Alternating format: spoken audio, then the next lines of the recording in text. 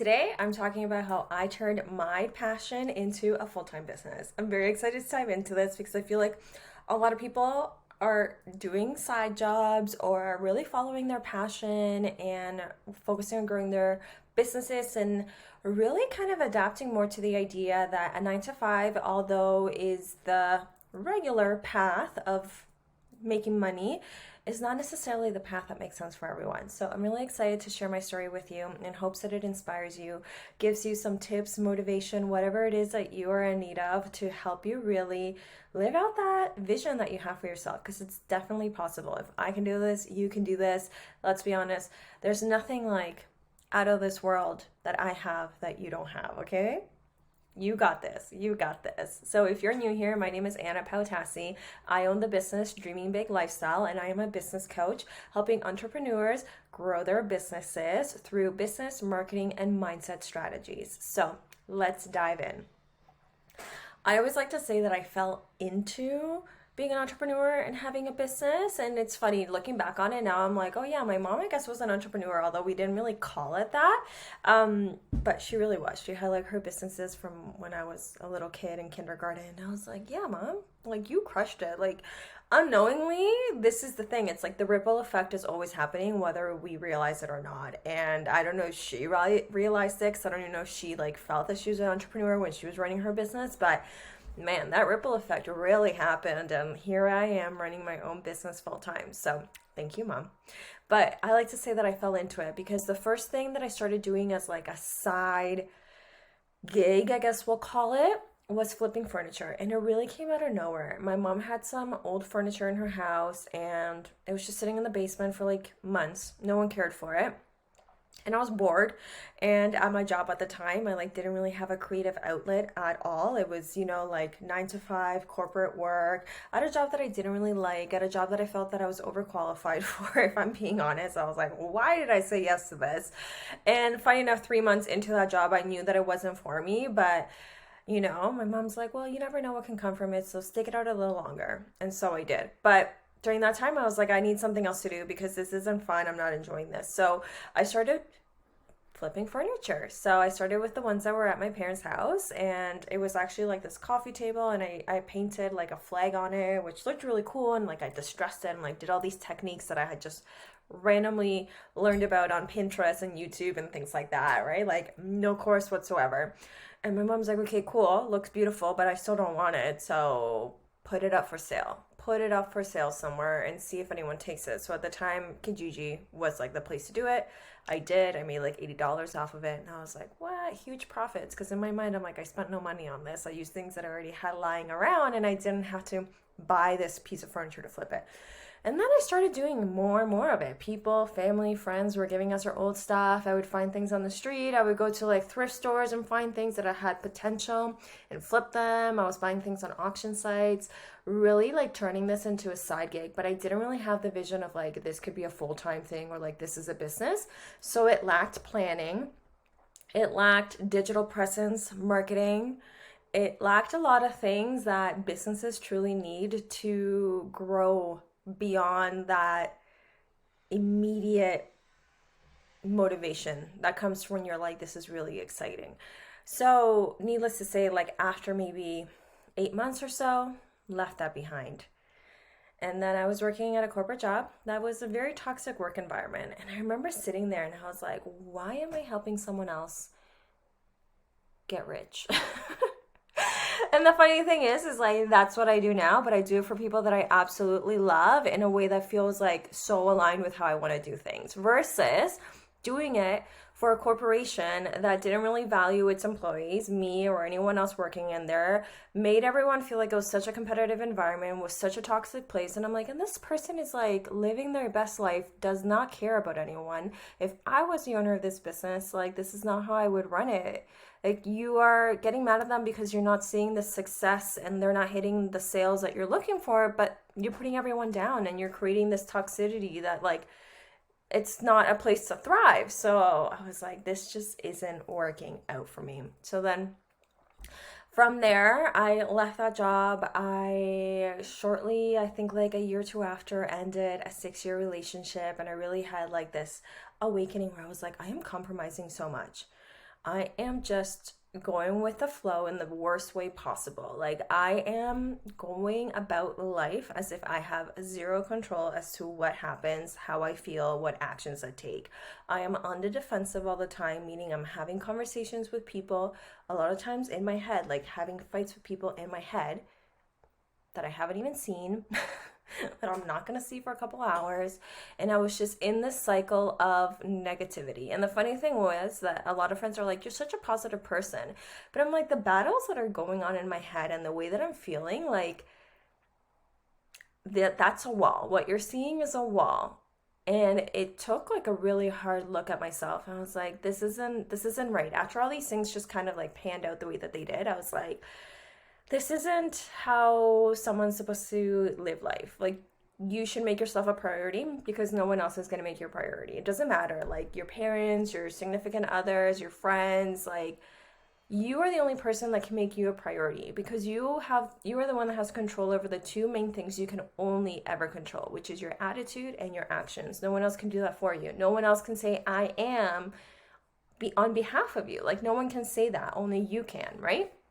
So I did a lot of mindset work. I started listening to podcasts, reading books, which took me forever to finish. And then eventually I jumped into a course where I learned everything I needed to about self-worth, which right now, if you have a business and you're like struggling with that, that is one of the main mindset things that you need to get a grasp on. It's the self-worth. If you don't feel worthy, it's really hard to come on here and sell yourself because it's really what you're doing. Although you have a business, a product, a service, you're still ultimately selling yourself. And there's a level of vulnerability that comes with that, and you really need to have self-worth with that. So if you need help with that, I do have a program. It has, I think, like, well, I want to say 6 lessons or so in there. And it's actually my signature manifestation program, which is actually also walks you through how I landed my dream job before I actually started my business, and also walks you through a whole bunch of different aspects of life, including self-worth. And these are all the things that really led me to start co-creating life with the universe, source, whatever, like, higher power, whatever you look at here, but really just kind of taking control and putting myself in the forefront without having a huge ego, without being seen or seem like a butthead, keeping it PG on here, but you got what I mean. Like, it really was a life-changing experience for me. And in doing so, I was like, I gotta help other people. I gotta help other people do this because I realized that in doing the mindset work, I was like, I only have one source of income. Although I enjoyed my job, because at the time I really did, I was working marketing. I was like, this is great. I get to be creative. That was a dream job that I manifested, literally wrote down everything I wanted out of this job, what I wanted to be doing, what I wanted to be wearing, the hours I wanted to work, the kind of people I wanted to work with, the kind of clients that I wanted. And within 2 weeks, I landed a job that was exactly what I had written out. So manifestation really works. Go check out that course. It's called The Good Vibes. It's a great one. But with that said, I was like, I need to help more people do this kind of stuff. And I was also realizing that I only had one source of income. So if my 9 to 5 job, if anything were to happen, there goes my source of income. And what am I going to do? As a business owner, because I have so many different programs and so many different services and so many different ways that I can kind of manage my time and, make money, I have multiple sources of income, which at the time I didn't. So I was like, I have to start a business. And then the more I got into it, the more I was like, I gotta help people understand that they truly have control of their lives. That if they want the time freedom, they can have that. That if they want to spend a Tuesday on a yacht, like, that is possible for them. If you can think and see yourself there, like, that means that it's possible for you, right? You're not thinking about owning a ski loft because that's not for you. So don't doubt what it is that you're thinking and the things that are coming up for you. Like, it's for a reason. They've been given to you for a reason because you actually are capable of handing that out.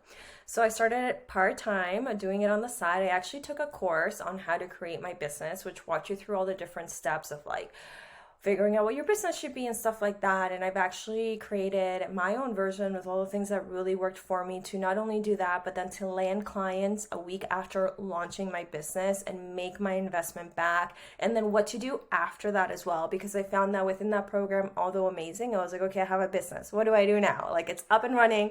What comes next? So I built a course on that. It's called Nomad Living. You can go check it out on my website for all the details, and it's self-paced, so it guides you through. But not only do I have like the course of teaching you what to do, I'm also showing you behind the scenes. So it's very good for that.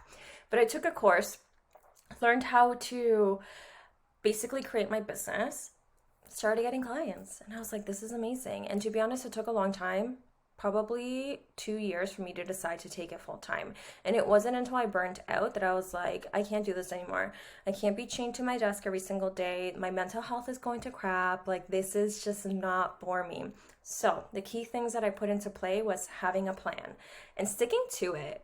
Like, being consistent with what you say you're going to do is so important. So put together a plan on like what you see your business growth, like what are you going to be promoting every month, what kind of like how often do you posting on social media, where else you want to be showing up, what platforms you want to be on. I really got very detailed on what it was that I was going to start doing. And then I started getting uncomfortable. I started doing things like this, like going on camera, going to networking events in person where I didn't know anyone and kind of hoping for the best. I started sending emails to places where I thought that they could use me as a speaker for their workshops on different topics. And I'm telling you, these were like 4-sentence emails, nothing crazy. Getting replies, booking those in, staying in contact with people. And one thing that really changed everything for me was really acknowledging and talking about my skill set. So for a long time, I was like, business coaching, business coaching, business coaching. And I love that. And I will always do that. But once I started talking about marketing and my marketing background, the floodgates open. And it was like this whole other shift in my income and my business growth. And the first year is a bit challenging, let me tell you, because it's a whirlwind. And I highly recommend that you get a business coach or someone in your corner that you can talk to, okay? It's like talking to your bestie versus talking to a therapist. You're not getting the same results. You're not having the same conversation. It's completely different, okay? It's the same thing by talking to someone about your business who's not in business, and then talking to a business coach who understands your business and can be like, oh yeah, I've been in similar situations. This is the path to take. So I've always had a business coach and I find it so valuable. And I think if I didn't, I probably would not be where I am today running my business full time, okay?